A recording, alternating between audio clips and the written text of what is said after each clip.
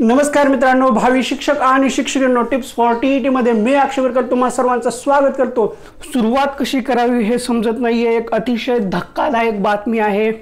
नुकतीच काल तुम्ही सोशल मीडियावर एक ऐकला असाल की एक याचिका दाखल झालेली आहे। त्या याचिकेमध्ये नॉर्मलायझेशनवर प्रश्नचिन्ह निर्माण केलेले आहेत। पुन्हा एनसीटीचा जो रूल आहे तो फॉलो करण्यासाठी हे केलेलं आहे। पण त्याच्यापेक्षा आणखीन एक भयानक आणि धक्कादायक अशी बातमी आहे की जी आपली नुकतीच शिक्षक अभियोग्यता व बुद्धिमत्ता चाचणी झालेली आहे त्याच्यावर प्रश्नचिन्ह निर्माण झालेले आहेत। त्यातल्या त्यातच ही इतकी वादाच्या भोवऱ्यात अडकलेली असताना भरीत भर म्हणून आणखीन एक खतरनाक बातमी आपल्या समोर आलेली आहे की ही जी काही शिक्षक अभियोग्यता व बुद्धिमत्ता चाचणी झालेली आहे 22 तारखेपासून 3 तारखेपर्यंत त्याचा निकाल सुद्धा लागला, सगळा झाला। पण काय झालेलं आहे, ही संपूर्ण परीक्षा रद्द करण्यासाठी याचिका दाखल करण्यात आलेली आहे। अतिशय धक्कादायक आहे। आता संपूर्ण परीक्षा रद्द होईल का, झाली तर कसं होईल का नाही, हे आता असंख्य भरमसाठ प्रश्नचिन्ह निर्माण झालेले आहेत। तुम्हाला काय, मला काय, सगळ्यांना प्रश्नचिन्ह निर्माण होणार म्हणजे होणार। सुरुवातीपासूनच ही परीक्षा वादाच्या भोवऱ्यात आहे। घाई गडबडीमध्ये घेतली परीक्षेच्या पद्धतीचा किंवा पॅटर्नचा काही ताळमेळ नव्हता, सगळं झालं, रिझल्ट लागला। पण आता याच्यावर याचिका दाखल करण्यात आलेली आहे की जी काही IBPS मार्फत परीक्षा घेतलेली आहे ती संपूर्ण परीक्षा रद्द करण्यात यावी। आता ही याचिका दाखल केलेली आहे, याचा आपल्या शिक्षक भरतीवर काय परिणाम होतो का नाही ते पाहावं लागेल। ही याचिका आता कोर्टामध्ये किती दिवस चालते, किती दिवस टिकते हे सुद्धा पाहणं महत्त्वाचं आहे। आता ते आपल्याला काही दिवसांमध्येच कळेल।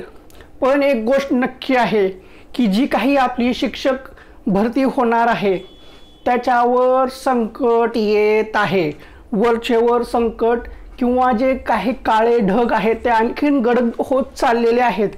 हे जर असं चालत राहिलं तर आपली शिक्षक भरती रखडली जाण्याची दाट शक्यता आहे। हे जर असंच याचिकेचं प्रकरण वाढत राहिलं तर खरंच खूप अवघड आहे।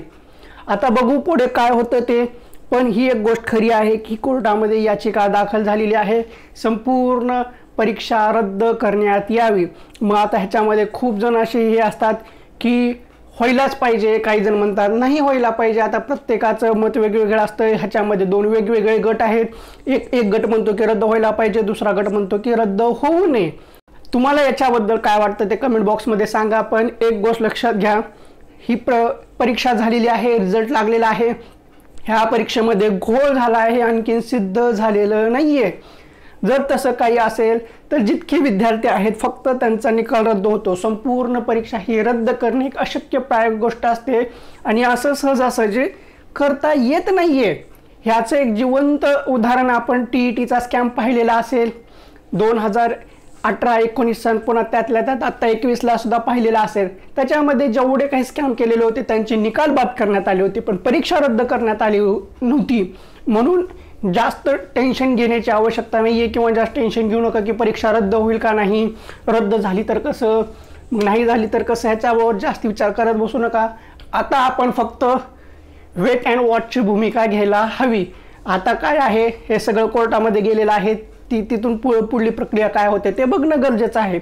आपण जास्त विचार करून परिस्थिती बदलणार नाही आता। तर ठीक आहे, हेच महत्त्वाचं सांगायचं होतं।